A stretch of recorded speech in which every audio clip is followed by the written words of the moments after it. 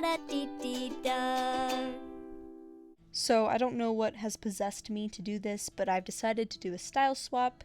Today we have 3 different styles that I will be swapping my characters into, and then each of those characters you'll understand it as we go along. Anyway, our first character is David from Camp, which is a Rooster Teeth production, I'm pretty sure. He's one of my very favorite characters in this show. I just think that his never-ending optimism is such a fun... It's so fun, and the contrast between his personality and the rest of the personalities on the show, I think it's fantastic. For the most part, there's nothing incredibly difficult about drawing David. He's got a pretty basic design as far as he's just a guy, and he's got some clothes on, it's not anything crazy. I went a step above, I guess, and added his guitar, just because I thought it might add to the personality of the drawing. That was one of the hardest bits, just because I guess I don't really know how to draw guitars. I used my own guitar as a reference, but not that much of a reference. So it's a little bit wonky, but not enough to care. The biggest part that I had, I guess I was going to say trouble, but it's not trouble. The part that I thought I was going to have the most trouble with and didn't was the boots. They turned out really good. I guess it was just a good art day because somehow I managed to do that without making it too crazy. As for me, I thought I was just going to be a walk in the park because I draw myself all the time. But with this style, it's totally different. I couldn't use David as a reference because he and I have different body shapes. So I took Gwen, who's another camp counselor in the show. She has a closer to my body shape. I guess. So I used her as the reference to get that all done. And then I used some of the Flower Scouts as a reference for my hair. I do very jagged points. They don't, for the most part. At least on most of the female characters, the hair is much rounder. So that's what I did with my hair. All the points that I would normally do, they just became a little floof, I guess. One of the biggest style differences that I noticed was the hands.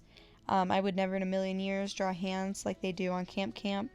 I think it's interesting how, for a lot of it, the fingertips are thicker than the base. Not all the time, but when they're kind of rusting it is. And so that's a little bit different than I do. Obviously mine are a little bit more uniform all the way through. Here's the up close and personal view of the drawings. I am very proud with how they turned out. I would say that this was a success. I think I did a very good job switching the styles of the two. And I think they both turned out really well. So I'm going to chalk this up to a success.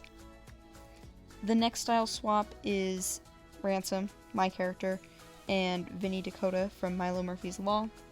Milo Murphy's Law and Phineas and Ferb are all in one kind of boat, so as far as style goes. So for Ransom, I used Vanessa Doofenshmirtz as a reference for how they might draw Ransom's hair. Specifically because they both have this middle part thing going on. So Vanessa was very much a reference while I was doing this, just to try and get the style shape right.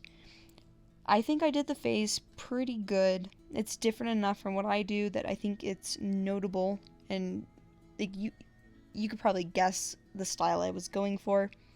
As for the bunny slippers and the parachute pants, I wasn't sure how to draw it in their style, and I think my style works just enough that I didn't really do much different with that. But everything else, I think I changed the style. And the 3-finger thing was weird. I haven't done that before. I always do 4 fingers. As for Dakota, his hair was the hardest part, just because managing the right amount of wave and volume was surprisingly difficult. I did it over and over and over and over again before I felt like I finally got it right. yeah, he's my favorite character in like all of the Phineas and Ferb Milo Murphy's Law universe. So I was very excited to draw him, and I'm very, very happy with how it turned out. Mostly that bread. Like, I know I was trying to draw a cool character, but that sandwich looks so good. Anyway, here's some up close view of what I did, and you can see like there's totally different from what I normally do as far as like how Ransom is.